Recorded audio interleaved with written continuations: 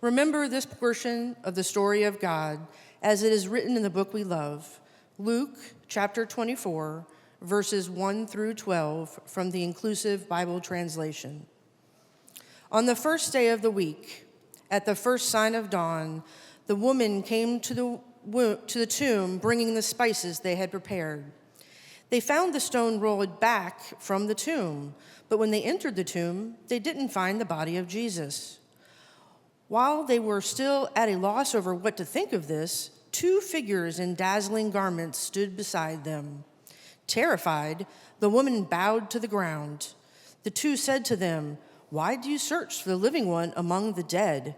Jesus is not here, Christ has risen.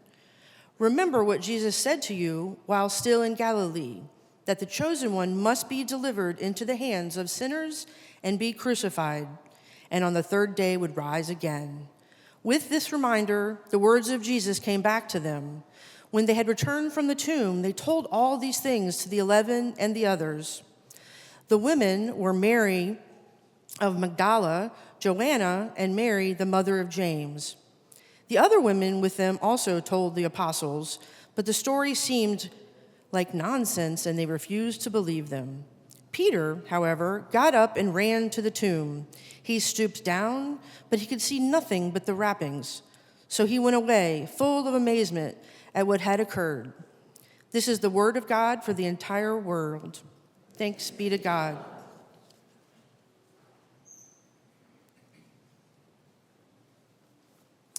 God of the impossible dream. Thank you, Dylan. Thank you. And let's thank all of our music leaders this morning. Thank you so much, choir. True.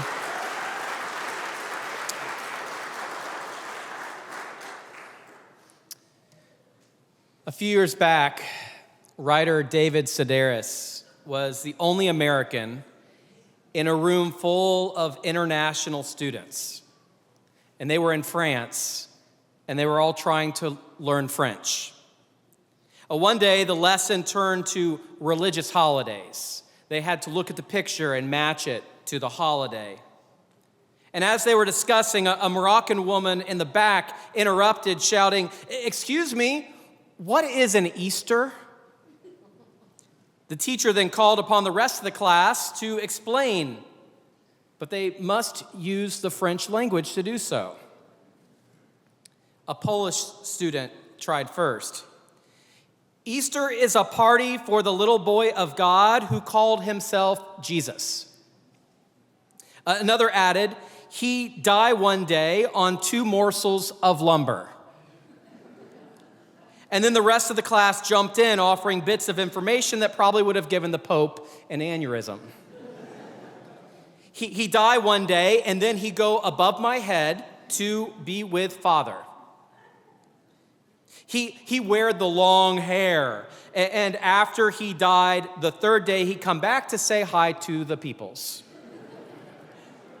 Now, part of the problem, of course, had to do with their limited vocabulary. Simple nouns like cross or resurrection were beyond their grasp, let alone complicated phrases like to give of yourself your only begotten Son. So, faced with the challenge of explaining the cornerstone of Christianity, they did what any self-respecting group of people would do. They talked about food. "Easter is a party for to eat of the lamb," an Italian student explained. "One too may eat of the chocolate." "And who brings the chocolate?" the teacher asked. David knew this word. He raised his hand high and said, "The rabbit of Easter. He bring the chocolate." The teacher, assuming he had used the wrong word, said, "You mean one of these, a rabbit?" "Well, sure," David said. "He come in the night when one sleep on a bed. With a hand he have the basket." The teacher shook her head. She said, No. She said, "Here in France, the chocolate is brought by a big bell that flies in from Rome." See, some of you learned something new today. David called for a timeout. "But how do Bell know where you live?" "Well," the teacher said, "how does a rabbit?" Which, fair point, but as David put it, at least the rabbit has eyes, and that's a start. And let's be honest, the Easter Bunny has character. He's someone you'd want to meet, but a bell has the personality of a cast iron skillet. And how does a bell hold the candy if it doesn't have arms? And how does it get into your home without alerting you? It just didn't add up. And nothing, the class said, helped this poor Moroccan woman understand Easter any better.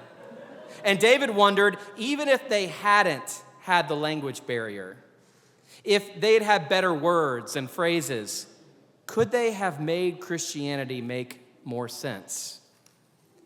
Probably not, he thought. Because Christianity itself sounds kind of far-fetched, a God who dies and comes back for us. But the key word here, and maybe the only word that matters, is faith. And faith was present even in that classroom. Even as they were struggling with the lessons that a 6-year-old French student would be having to do, they were there because they believed against all odds, against all reason, that they might eventually speak French. David ends his story by saying, I'm not sure how that fits in with resurrection, but if I could hope to one day carry on a fluent conversation, it was a relatively short leap to believe that a rabbit might visit my home in the middle of the night and leave behind a handful of chocolate kisses and a carton of menthols. A bell, though, that's messed up. Hope against all odds. Maybe that's not so different from believing in resurrection after all. So that's where we begin today, somewhere between a rabbit, a bell, an empty tomb, somewhere between grief and hope, because that is where resurrection happens. Now, I know there are many of us, myself on some days, who aren't sure about a literal bodily resurrection. But here are some things I know to be absolutely true about resurrection. On the first day of the week, at early dawn, the women approached the tomb, not for closure, but for defiant faithfulness. But what they found wasn't peace, it was a jailbreak. The stone was rolled, the grave had been emptied. You see, resurrection isn't a gentle whisper, it's a divine rebellion against every power that tries to silence truth.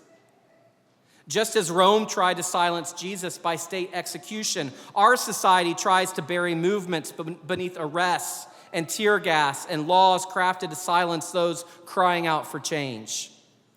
But resurrection shouts back louder than their attempts at control. It refuses containment and defies the status quo. True resurrection shakes foundations. It dismantles cages built for justice seekers and rolls stones away from voices long silenced. It demands liberation not just for one, but for all. Resurrection is God's uprising, calling us to rise boldly, to speak courageously, and to refuse the silence imposed by the empire. One thing that I know to be true about resurrection is that if our Easter doesn't threaten empire, it might not be resurrection. It might just be grave decor. Now, Luke tells us the women carried the first resurrection sermon, and the men refused to believe them. Imagine that. Society dismissed these women. Not unlike in our time, how our nation has been dismissing the voices of trans people. In Florida alone, lawmakers have passed legislation banning gender-affirming care, stripping trans youth of health care, dignity, and affirmation. Yet resurrection insists that truth arises precisely from those that society tries hardest to silence. What if the women had believed the lie that their voices were insignificant, unwanted, and unworthy? The tomb would still be empty, but the world would remain unchanged, unaware of its liberation. Today, trans voices are declaring their humanity against crushing odds. Resurrection echoes in their courage and their resilience, their refusal to remain hidden or erased. Just as God entrusted the revolutionary good news of Christ rising to those that the world underestimated, God entrusts us right now to amplify and stand beside those that are facing erasure. Resurrection is the unstoppable assertion that every voice matters and no life can be legislated out of existence. So another thing I know to be true about resurrection is that if you only believe good news when a man says it, you'll miss the resurrection every time.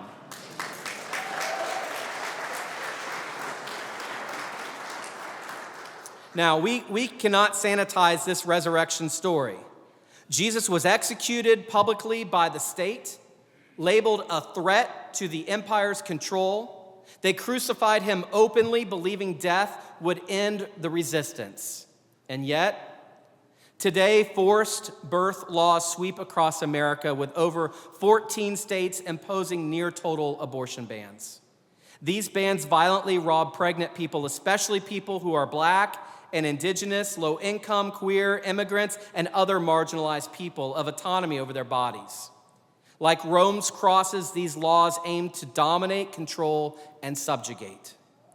But resurrection exposes and confronts the brutality of this injustice. It defies attempts to legislate away dignity and freedom. It challenges any ideology that views bodies merely as vessels of state control rather than sacred bearers of God's image. Resurrection demands of faith, not of passive comfort, but active confrontation. This Easter, resurrection calls us to rise alongside all fighting for bodily autonomy, declaring clearly that the reign of the oppressive laws will end because God's justice always breaks through. And so another thing I know to be true about resurrection is that resurrection is God's defiant response, declaring to every empire drunk on its own authority, you do not get the final word.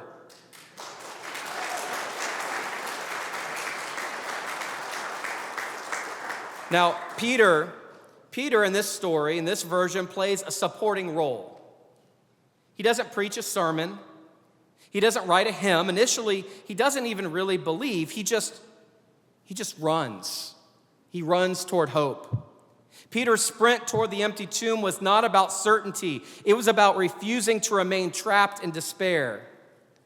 Today, we stand similarly caught between despair and hope, confronted by headlines we never thought we'd have to see again in this country. Children working dangerous jobs and meatpacking plants and construction sites as states roll back protections long fought for. It's a painful regression toward a past where profit overrides protection and greed robs childhood. But the resurrection teaches us to refuse despair as a final destination. Resurrection pushes us to protect the vulnerable, to run toward justice, to demand childhood safety and dignity over profit and exploitation. We run because God is not done. We run because resurrection tells us clearly that our children deserve futures shaped not by greed, but by grace. And so another thing I know to be true about resurrection is don't wait for hope to feel easy. Run barefoot toward it anyway. If Jesus shattered death itself, then every single power that is profiting from death has lost its legitimacy. Resurrection isn't simply triumph over mortality, it's divine opposition to every system that commodifies suffering. In our time, billionaires hoard unprecedented wealth, gaining over $2 trillion during the pandemic, when at the same time, families lost homes, they went hungry, and communities struggled to survive. When Christ walked out of that Roman tomb, he directly confronted the oppressive economics of empire, declaring that human worth could never be measured in profit margins. We cannot claim to celebrate resurrection if we remain silent while a select few live in excess. leaving the masses struggling to survive. Resurrection calls us to build economies rooted not in exploitation but in justice, abundance, not for a privileged handful, but shared prosperity for all. The empty tomb boldly proclaims that the time for hoarding is over and the era of communal flourishing is breaking in. And so another truth I know about resurrection is if resurrection is real, then injustice is living on a countdown clock. Now, resurrection was never just about Jesus rising alone. It was about every person discarded and dehumanized by empire rising with him. When the stone rolled away, it rolled away for every immigrant locked behind bars, for every lawless abduction by ICE in their campaign of ethnic cleansing. It rolled away for those whose dignity and humanity have been systemically stripped away by fear and prejudice. Today, thousands remain trapped in detention facilities, subjugated to conditions no human should endure. Families remain fractured by cruelty. Yet resurrection is God's loud refusal to let the silenced remain unheard. The risen Christ stands beside every detained immigrant, proclaiming clearly that human worth transcends borders and barbed wire. We gather at an empty tomb because resurrection commands us to dismantle these cages, to reunite families, to restore dignity stolen by systems of oppression. And so another truth I know about resurrection is that stone didn't just open a tomb, it cracked open the whole system.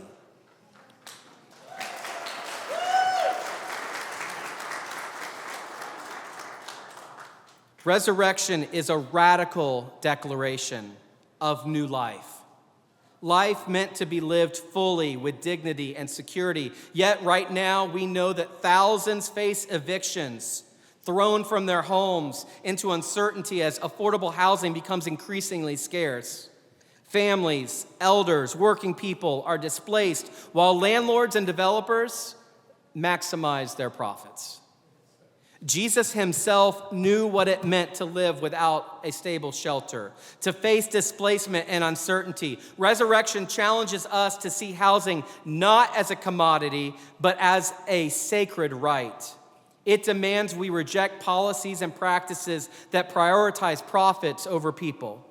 Resurrection insists that we reimagine housing as a moral obligation, a sacred act of community care and justice. If we truly believe in resurrection, we must live as though everyone's home matters as much as our own.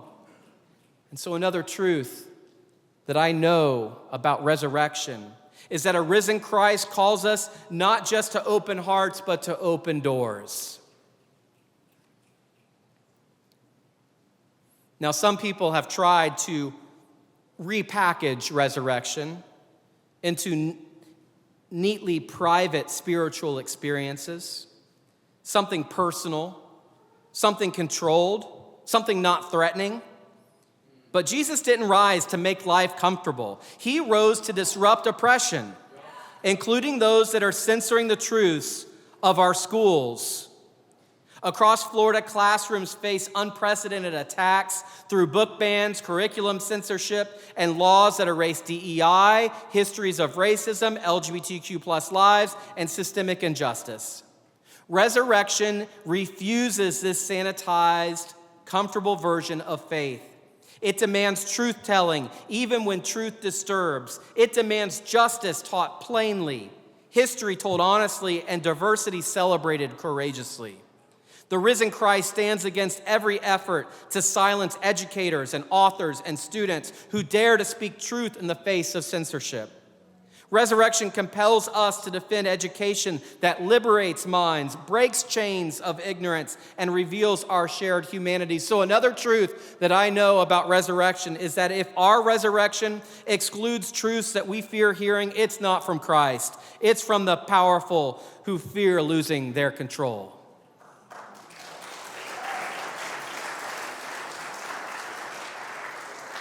The resurrection proclaims that no body is disposable, no life forgotten. Yet today across this nation, disability rights face ruthless attacks. Programs are slashed, Medicaid waivers gutted, accommodations stripped away. The assault isn't accidental. It's a clear message to disabled people that their worth and dignity are negotiable. But resurrection insists otherwise. Jesus' risen body, wounded, yet glorified, declares emphatically that all bodies bear sacred value. Resurrection challenges communities and governments alike to center disability justice, ensuring dignity, inclusion, and robust support are not privileges but rights.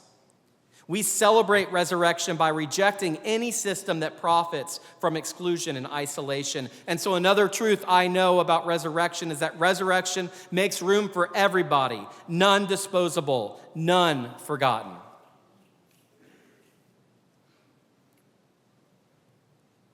Finally, resurrection doesn't arrive neatly packaged. It shows up raw, earthy, real, refusing commodification. Yet in cities across America, homelessness is criminalized. Poverty made punishable by laws forbidding them to sleep or rest in public spaces, even when no shelter exists. Authorities punish those already vulnerable, branding them criminals simply for existing. But resurrection confronts and confounds such cruelty. Jesus himself had no place to lay his head.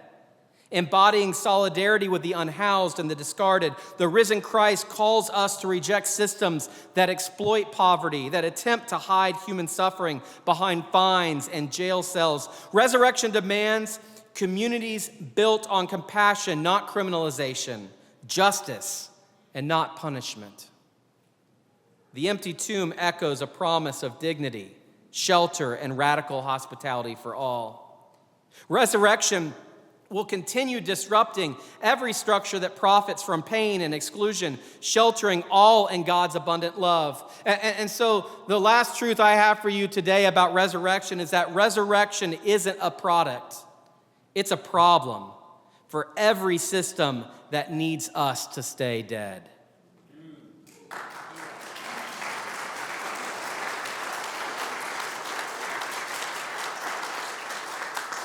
So go, run like Peter toward hope. Preach like Mary, even when people think what you have to say is nonsense. Rise up like resurrection. Rebel like an empty tomb that cracked the whole wide world open. And when the world tells you it's too naive to hope, you tell them, hope isn't naive. It's the most rebellious thing you can carry through a graveyard. Alleluia. Amen.